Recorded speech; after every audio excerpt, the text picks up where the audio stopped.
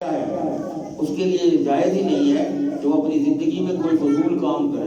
اللہ نے جس مقصد کے لیے ہمیں اس دنیا میں بھیجا ہے ہمیں اس مقصد سے ہٹنا نہیں چاہیے، اور وہ مقصد کیا ہے وہ ہم قرآن سے پڑھتے آ رہے ہیں، سنتے آ رہے ہیں۔ اصل چیز ہے ان کو ذہن میں بٹھانا اور ان پر عمل کرنا۔ فضول باتیں کر کے اپنا قیمتی وقت ضائع کر کے ہم اپنا آپ کو خراب کر رہے ہیں، اللہ کا کچھ نہیں ہے۔ ہماری عبادتوں سے، ہماری ریاضتوں سے، ہمارے خرچوں سے، ہمارے صدقہ خیرات کرنے سے اللہ کا گھر نہیں بھرتے، ہم اپنا گھر بھر رہے ہیں، اپنی آخرت سنبھال رہے ہیں۔ اللہ کو کچھ نہیں چاہیے، وہ ہمارے سے خرچ کرا کر ہمیں وہ اتنا کچھ نوازنا چاہ رہا ہے کہ یہ بندہ میں اس کو اتنا دوں، یہ خرچ کرے میں اس کو اور دوں، یہ میری راہ میں خرچ کرتا رہے میں بڑھاتا ہوں۔ ہمارا بھروسہ نہیں ہے رب کو، ہماری اعتقاد نہیں ہے، یقین نہیں ہے کہ میں اگر یہ خرچ کروں گا تو مجھے اس کا رب اس سے دگنا چگنا 100 گنا 700 گنا تک عطا فرمائے گا۔ ہمیں یہ یقین ہی نہیں ہے، توکل نہیں ہے۔ ہم کس طرح مانیں گے، کیسے اللہ پر توکل کریں گے؟ چوتھی چیز آ جاؤ جی، والذین هم للزکاۃ فاعلون، وہ لوگ، وہ مومن کامیاب ہو گئے جو زکوٰۃ کو ادا کرتے ہیں پابندی کے ساتھ، فکر کے ساتھ، ڈر کے ساتھ، خوف کے ساتھ، اللہ کے ڈر سے کہ میں نے زکوٰۃ نہ ادا کی تو میں تو میرا رب مجھ سے ناراض ہو جائے گا، وہ مجھ سے روٹھ جائے گا، وہ تو میرا سب کچھ بند کر دے گا۔ یہ بنیادی رکن ہے اس کام میں، 5 ارکان جو اسلام کے ہیں اس کا بنیادی رکن ہے، اس کے بغیر کوئی شخص مسلمان ہو ہی نہیں سکتا۔ میں بتاتا ہوتا ہوں بات اکثر میں اپنے بیانات میں کہ جیسے یہ بچے جو اسکول کالجوں میں پڑھنے والے ہیں نا، وہ زیادہ بہتر سمجھتے ہیں کہ 5 مضمون ہوتے ہیں کسی میٹرک میں یا کسی بھی مثال، اس میں 3 لازمی ہیں، 2 اختیاری ہیں۔ اب 3 لازمی میں پاس ہونا ضروری ہے، اختیاری میں نمبر تھوڑے آ جائیں تو گزارا ہو جاتا ہے، لیکن آپ اختیاری میں فل نمبر لے لیں اور لازمی مضمون میں رہ جائیں تو پاس نہیں ہوں گے، ایسے ہی ہے۔ تو یہ اسی طرح اللہ رب العزت نے یہ 3 لازمی جز بنائے ہیں۔ پہلی چیز ایمان، دوسری چیز نماز، تیسری چیز زکوٰۃ۔ یہ 3 چیزیں، زکوٰۃ پہ بھی چھوٹ ہے۔ کیا چھوٹ ہے؟ اگر آپ صاحب نصاب ہیں تو زکوٰۃ دیں، نہیں ہے تو نہ دیں۔ اسی طرح حج ہے، حج بھی آپ کے صاحب نصاب ہیں کہ اگر آپ صاحب نصاب ہیں تو حج کریں، نہیں ہے تو آپ نہیں ہے، آپ کے پاس پیسہ اللہ نے نہیں دیا، جب دے گا کر لیں گے۔ تو یہ 3 سبجیکٹ جو لازمی ہیں وہ ہے نماز، روزہ اور ایمان۔ ان میں پاس ہونا لازمی ضروری ہے۔ ایمان نہیں ہے کوئی کہتا نہیں ہم فیل ہے، نماز نہیں ہے ہم فیل ہیں، روزہ نہیں ہے جو فرض ہے فیل ہے، زکوٰۃ فرض ہے کس پر؟ جو صاحب نصاب ہے۔ میرے پاس اتنا پیسہ ہی نہیں ہے اتنی دولت کے میں زکوٰۃ دینے والا ہوں، میرے پاس اتنا پیسہ نہیں ہے کہ میں حج بھی جاؤں، اللہ نے دیا تو میں فوراً کروں، بولا تب فرض ہوگا، اب ہے اور نہ کروں، ایسے بھی کئی لوگ ہیں دنیا۔ اللہ اکبر۔ پھر آئے جی 5ویں چیز، والذین هم لفروجهم حافظون الا علی ازواجهم او ما ملکت ایمانهم فانهم غیر ملومین، اور وہ لوگ، وہ مرد ہو یا عورتیں جو اپنی شرمگاہوں کی حفاظت کرتے ہیں، الا علی ازواجهم، سوائے اپنے خامد، نکاح والے بیوی یا خامد، جو بھی عورت کے لیے خامد، خامد کے لیے بیوی، او ما ملکت ایمانهم، یا وہ عورتیں جن کے آپ مالک بنے ہیں۔ یہ اب نہیں ہے، پہلے اللہ کے نبی کے دور میں تھا کہ جب وہ جنگ میں تو مال غنیمت میں عورتیں بھی آتی تھیں، پھر ان کو بانٹ دیا جاتا تھا، تقسیم کر دیا جاتا تھا، وہ ان سے نکاح کر لیتے تھے، لونڈیاں نہیں کہا جاتا تھا، جس کا اب تصور اب محفوظ ہو گیا، کیونکہ قرآن تو اس وقت کا ہے، اس وقت اجازت تھی، یہ سب کچھ تھا۔ اب وہ جناب جس وقت یہ اپنی بیویوں کو یا ان عورتوں کو جو ان کی ملکیت میں آ چکی ہیں، ان کے علاوہ وہ کہیں بھی ادھر ادھر منہ نہیں مارتے، پھر ان کو ملامت کسی قسم کی نہیں ہے، وَإِنَّهُمْ غَيْرُ مَلُومِينَ، ان کو کوئی ملامت نہیں ہے، کوئی شرمساری نہیں ہے، انہوں نے ایسا کوئی کام ہی نہیں کیا، انہوں نے کہیں غلط کام کیا ہی نہیں ہے۔ پھر آگے اللہ کیا فرماتا ہے، فَمَنِ ابْتَغَىٰ وَرَاءَ ذَلِكَ فَأُولَٰئِكَ هُمُ الْعَادُونَ، اور جس نے اس سے روگردانی کی، حد سے آگے نکل گیا، جو نے یہ حد توڑ دی، آگے چلا گیا، فَأُولَٰئِكَ هُمُ الْعَادُونَ، تو وہ حد اس کی جو ٹوٹ گئی ہے، پھر اللہ اس کے ساتھ جو سلوک کرے گا وہ پھر اللہ کے ساتھ اس کے اپنے معاملات ہیں۔ یہ زنا جو ہے گناہ تو ہے، کبیرہ گناہ ہے، لیکن کبیرہ گناہوں میں سے کچھ ایسے گناہ ہیں اکبر الکبائر میں کہا جاتا ہے جو بہت ہی بڑے گناہ ہیں، یہ ان میں سے ایک گناہ ہے، اور اللہ رب العزت اس کی سزا دنیا میں تو دیتا ہی دیتا ہے، آخرت میں بھی بہت زیادہ ہوتا ہے، آخرت میں بھی اس کی چھوٹ نہیں ہے۔ اللہ نے بڑی جب سختی سے کیا اس بات کو ہم پر پہ یہ لاگو کیا۔ اب نکاح ایسا کرنا ضروری ہے کہ نکاح ہو، حرام کام مت کیا جائے، تو ہمیں اس کی طرف خاص توجہ دینی چاہیے۔ ہمارے شہروں میں تو کم، دیہاتوں میں تو یہ رواج ہی نہیں ہے، وہاں تو یہ تو ہم بلا وجہ سے چلتا ہے اور ہم اس کو فخر سے بتاتے ہیں، اپنے دوستوں میں بیٹھ کے آ کے فلاں نہیں ہو رہا، فلاں نہیں ہو رہا بتاتے ہیں۔ اللہ ڈوب مرنے کا مقام ہے ہمارا، ڈوب مرنے کا مقام ہے ہمارے لیے، ہم کر کیا رہے ہیں؟ اللہ محفوظ فرمائے۔ آگے آئے گی امانت داری اور ایفائے عہد، چھٹی اور ساتویں چیز، یہ دونوں چیزیں اکٹھی ہیں۔ والذین هم لاماناتہم وعہدہم راعون، جو اپنی امانتوں کا اور وعدوں کا پاس رکھتے ہیں، ان کے پاس کسی کی کوئی امانت پڑی ہے تو اس کی امانت کا خیال رکھتے ہیں، اس کو جب تک جو وقت مقررہ کے لیے اس کے پاس پڑی ہے کہ فلاں بندے کو پہنچانی ہے، تو وہ امانت جب تک اس کو نہیں پہنچاتا وہ مومن نہیں ہے۔ مومن کی نشانیوں میں سے یہ چھٹی اور ساتویں چیز کیا ہے کہ وہ امانتیں ان کی امانت داروں تک پہنچائیں اور پھر جو وعدہ کریں اس کا پاس کریں۔ اللہ کے نبی مشکوٰۃ شریف کی حدیث ہے، فرماتے ہیں لا ایمان لمن لا امانت لہ ولا دین لمن لا عہد لہ، اس شخص کا ایمان ہے ہی نہیں جس میں امانت داری نہیں۔ مجھے کوئی کام کسی عہدے پر، کسی جگہ پر، مسجد کا، کسی دفتر کا، کسی گھر کا، کسی نابالغ کا کوئی سرپرست مقرر کرنے، کسی قسم کی کوئی امانت مجھے دی جاتی ہے اور میں اس میں مکمل نہیں اترتا، پورا نہیں اترتا، تو اللہ کے نبی صلی اللہ علیہ وآلہ وسلم کائنات کے سردار فرما رہے ہیں اس کا ایمان ہی نہیں۔ لا ایمان لمن لا امانت لہ ولا دین لمن لا عہد لہ، اور اس کا دین سے کوئی تعلق نہیں ہے جو وعدے کی پاسداری نہیں کرتا، وعدہ پورا نہیں کرتا۔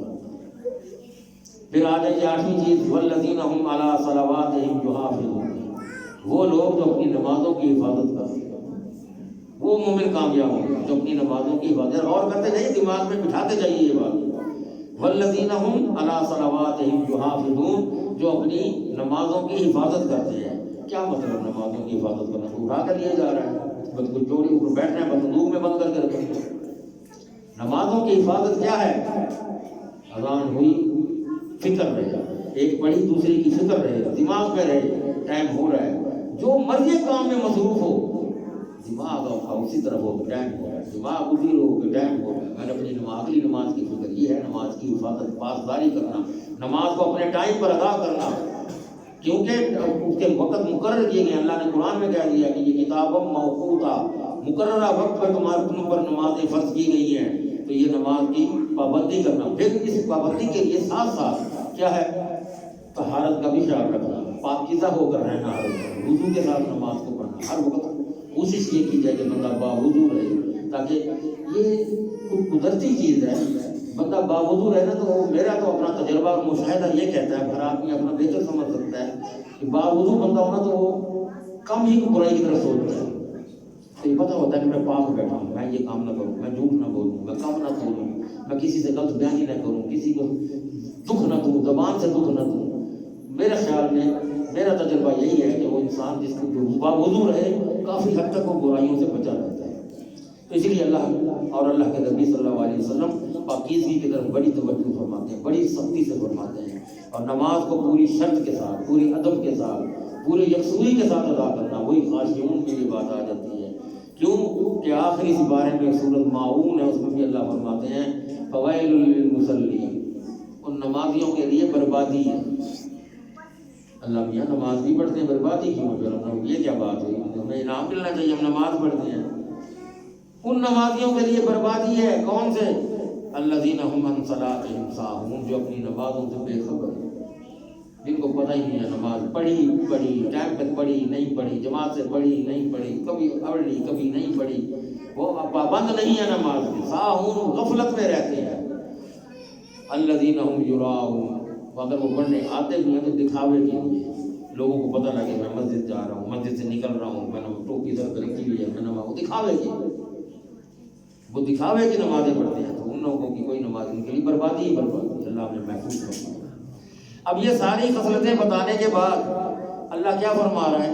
اولئک هم الوارثون، یہ ساری جن کے پاس یہ خصوصیات ہیں، یہ 8 سے 10 خصوصیات جو بتائی گئی ہیں جن میں ہیں، وہ کون ہیں؟ وہ وارث ہیں۔ کس چیز کے وارث ہیں؟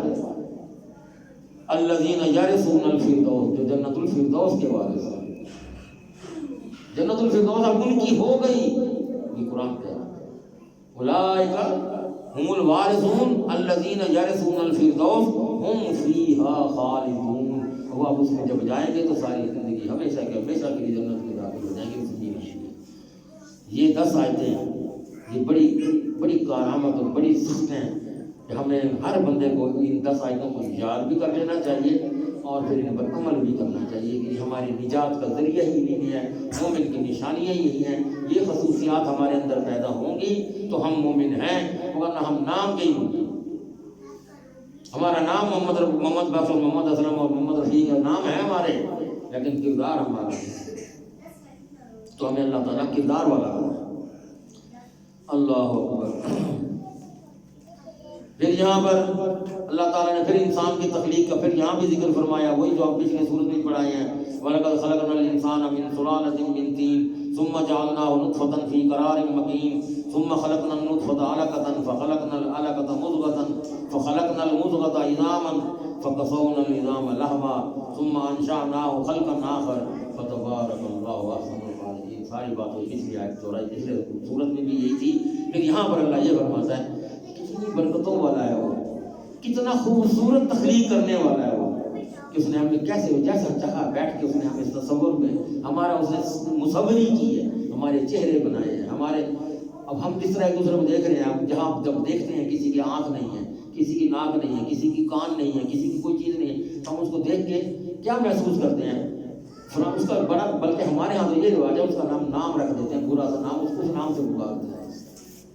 جس کی ایک آنکھ نہ ہو اس کو یہ اس کو اس ڈر سے نہیں کہتے کہ یار ہم بھی ڈریں، ہماری بھی ایک آنکھ اللہ بند کر سکتا ہے، ہم کو کانیا ہو رہا، ہم اس کے نام بگاڑ کے پیش کرتے ہیں، بھیجے کو یہ سب اللہ نے کیوں بنائی؟ مجھے 2 آنکھیں صحیح بنائی ہیں، میں اس کا کوئی رشتہ دار ہوں، بہت قریبی ہوں اللہ کو، اس کو ایک آنکھ کم کیوں دی ہے؟ کیا وجہ؟ یا اس کو ایک ٹانگ سے کیوں معذور کیا ہے؟ یا اس کو اس کا دماغ کیوں کمزور رکھا ہے؟ میری کوئی زیادہ اس سے رشتہ داری ہے؟ نہیں، اس نے یہ مجھے دے کر بھی آزما رہا ہے، وہ مجھے سب کچھ دے کر آزما رہا ہے کہ میں اس کا کتنا شکر گزار ہوں اور کتنا اس کے آگے جھک کے رہتا ہوں، اس کی دی ہوئی چیزوں کی میں کتنی قدر کرتا ہوں۔ یہ چیزیں ہیں اللہ نے دی جو ہم نے اس کی قدر کس طرح کی کر رہے ہیں، یہ سوچنے کی چیز ہے ہمارے لیے، یہ دماغ میں بٹھانے کی چیز ہے۔ توحید کے بارے میں بھی اللہ تعالیٰ سب چیزیں، پھر انبیاء کرام کے قصے چلتے آ رہے ہیں، پھر یہاں دوبارہ قصے آ گئے ہیں انبیاء علیہ السلام کے اور نوح علیہ السلام کا، پھر تذکرہ آ گیا وَلَقَدْ أَرْسَلْنَا نُوحًا إِلَىٰ قَوْمِهِ فَقَالَ يَا قَوْمِ اعْبُدُوا اللَّهَ مَا لَكُم مِّنْ إِلَٰهٍ غَيْرُهُ أَفَلَا تَتَّقُونَ۔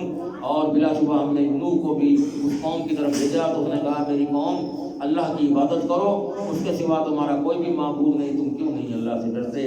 پھر حلال کھانے کا حکم ہے، موسیٰ علیہ السلام اور حضرت ہارون علیہ السلام کا تذکرہ ہے، ہم کل ہی پرسوں پڑھ چکے ہیں کہ ان کو حکم ہوا کہ جاؤ فرعون بہت بگڑا کھڑا ہے، اس کو جا کے ذرا سمجھاؤ۔ پھر حلال کھانے کے لیے یہاں پر فرمایا یا ایھا الرسل کلوا من الطیبات، پاکیزہ چیزیں کھاؤ، اے رسولوں کو حکم ہو رہا ہے کہ پاکیزہ چیزیں کھانا، وَاعْمَلُوا صَالِحًا، اور نیک اعمال کرنا، انی بما تعملون علیم، کہ میں جو کچھ تم کرتے ہو میں وہ سب جانتا ہوں۔ پھر اس میں سورۃ مومنون میں آخری میں آپ اللہ رب العزت نے بڑی پیاری بات کی، آخری آیتیں افحسبتم انما خلقناکم عبثا وانکم الینا لا ترجعون، ذرا اس کے معنی تو غور سے پڑھیں۔ تم نے یہ گمان کر لیا ہے کہ میں نے ایسے بلا وجہ پیدا کر دیا، عبثا فضول ہو تم میرے لیے، میں تمہارے کو مقصد ہی نہیں ہے، بلا مقصد پیدا کیا۔ افحسبتم انما خلقناکم عبثا، تمہیں بے مقصد پیدا کیا میں نے، وانکم الینا لا ترجعون، میرے سے واپس لوٹ کے نہیں آنا تم نے۔ اللہ یاد کرا رہا ہے، سمجھا رہا ہے کہ میں نے تمہیں بلا مقصد پیدا نہیں کیا، کوئی وجہ ہے جو میں نے پیدا کیا ہے۔ اب ہم اس پڑھیں گے تو سمجھ آئے گی، پھر ہم اس وجہ کی تلاش میں پہنچیں گے۔ جب ہم نے پڑھنا ہی نہیں ہے، ہم نے قرآن کو دیکھنا ہی نہیں ہے، تو ہم کہاں سے اس کی طرف دوڑیں گے؟ کیسے اس وجہ کو تلاش کریں گے کہ اللہ نے یہ کس لیے ہمیں کیوں پیدا کیا؟ پھر وَمَن يَدْعُ مَعَ اللَّهِ إِلَٰهًا آخَرَ لَا بُرْهَانَ لَهُ، کہ جس نے اللہ کے ساتھ کسی اور کو شریک پکارا تو اس کا پھر اللہ ہی کے ساتھ ہے، پھر اس کا کوئی ہاتھ کوئی نہیں ہے، پھر اس کے لیے کوئی ٹھکانا نہیں ہے. کیوں اس نے پھر میرے پاس آنا ہے، پھر میں جانوں پھر وہ جانے، میں اس کے ساتھ جو سلوک کروں. تو ہمیں اللہ تعالیٰ سے ڈرنا چاہیے. اپنی اللہ بار بار بار بار ہماری اس تخلیق کو سنو، یاد کرا. پورا قرآن کھولو، کہیں نہ جب بھی کوئی نہ سپارہ کھولو، کسی سپارے میں 2 3 3 مرتبہ کوئی سپارہ کوئی صورت ایسی خالی نہیں ہے جس میں اس نے ہماری تخلیق پر زور نہ دیا ہو. انسان تجھے میں نے کس طرح تخلیق کی، تجھے میں نے کیا بنایا، تو تھا کیا. انبیاء کو بھی کہا، ہمیں بھی کہا، اور تجھے اسی لیے پیدا کیا. وما خلقت الجن والانس الا لیعبدون. میں نے جنوں اور انسانوں کو صرف اس لیے پیدا کیا کہ وہ میری عبادت کریں. بس ہمیں اپنی عبادت کے لیے اس نے بنایا. اب عبادت کو ہم نے تصور یہ کر لیا ہے کہ نماز پڑھنا، روزہ رکھنا، حج کرنا، زکات دینا یہ عبادت ہے. ہمارا اٹھنا عبادت، ہمارا جاگنا عبادت، ہمارا بیٹھنا عبادت، ہمارا بولنا عبادت، ہمارا ماں باپ کے ساتھ بات کرنا، اس میں سلوک کرنا عبادت، ہمارا بیوی کے ساتھ اچھا سلوک کرنا عبادت، اولاد کے ساتھ محبت سے پیش آنا عبادت. کوئی غرض ایسی چیز نہیں ہے جو ہماری عبادت میں نہ گنی جاتی ہے. پھر ہم کیوں دگنا ان عبادت کو ہم نے تصور میں کر لی، بس ٹکرے مار لی، 4 فرض پڑھا ہے تو 5 منٹ 4 فرض پڑھا ہے تو بس عبادت کر رہے ہیں. بڑے بڑے عبادت گزار عابد بنے بیٹھے ہیں. ہمارے تصور میں یہ چیز ہے، ہمیں تعلیم نہیں دی گئی. تعلیم کی بڑی سخت کمی ہے، اور خصوصاً قرآن کی تعلیم. ہم اس سے بہت پیچھے رہ جاتے ہیں، اس کی وجہ سے کہ ہمارے یہاں یہ برائیاں کیوں جنم لے رہی ہیں. ہم کیوں پیچھے رہ رہے ہیں کہ ہمارے پاس قرآن کی تعلیم پوری طرح نہیں ہے. یہ تعلیم آئے، ہم اس کو سمجھیں تو پھر آگے ہماری آخرت بھی بنے. وقت زیادہ ہو رہا ہے، انشاءاللہ اس کو تھوڑا سا باقی آگے تعلیم پورے کریں گے. اللہ تعالی عمل کی اور توفیق عطا فرمائے. وقول قولی ھذا واستغفر اللہ لی ولکم. جزاکم اللہ خیرا.